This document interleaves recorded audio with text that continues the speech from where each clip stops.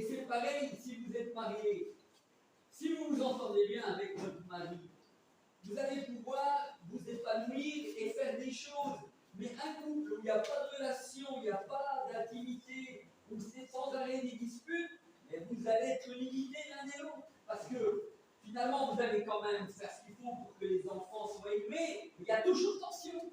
Vous n'êtes jamais épanoui. Et les autres vont voir que dans votre couple, ça ne va pas. Mais quand un couple est épanoui, quand ça va dans un couple, vous avez envie aux autres. Mais comment tu fais? Tu as toujours l'air heureuse, toi aussi. Comment tu fais, Albert? Tu as toujours l'air heureux avec ton épouse. Ça va bien. Parce que ça donne de la force à un couple qui va bien. Un couple qui va mal, c'est difficile, c'est tendu. Et forcément, tu ne peux pas aller plus loin que ta vie de couple. Comment tu peux bénir un autre couple si ton couple ne va pas?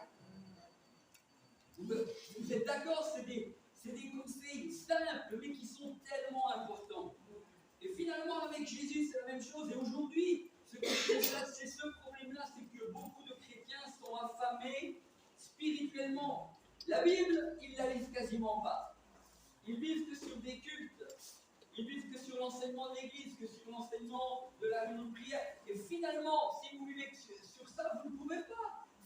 C'est pas de l'intimité, ça. Ça, c'est la communion fraternelle, la communion collégiale dans l'Église. Vous voyez? Et donc, forcément que tu ne peux pas vivre une vie chrétienne épanouie si tu n'en es que là. Mais le jour où tu comprends que tu dois aussi, ce que je dis là, c'est écrit dans la Bible, que tu dois vivre une intimité, et dans cette intimité, eh bien, tu vas puiser des forces. Tu vas te nourrir, le Seigneur va te parler, tu vas gagner des victoires. Et après, tu apprends à connaître ton Dieu parce que tu lis sa parole. Il te parle via sa parole. Et dans l'intimité, il te parle aussi dans le moment de prière par son esprit. Et il te parle, il te dit des choses. Et des fois même, tu vas être une bénédiction pour une personne, une sœur, un membre de l'Église, parce que des fois, dans la prière, le Seigneur va te donner une parole pour quelqu'un, va te donner de voir une situation que le Seigneur te révèle dans son moment d'intimité. Moi, ça m'est arrivé d'être comme ça dans la nature. Et puis finalement, il y avait un frère en Afrique. Et le Seigneur dit, j'ai perdu quelqu'un cette semaine, j'ai du mal à te louer. Et là, vous commencez à réjouir. Parce que souvent, on se dit, mais les autres sont en train de louer le Seigneur, ça suffit? Non, non, le Seigneur, il est dans le ciel et il connaît le parfum de chacun. Il connaît mon parfum, il connaît le tien. Et dans l'église, quand nous sommes rassemblés, il veut entendre chacune de ces mots.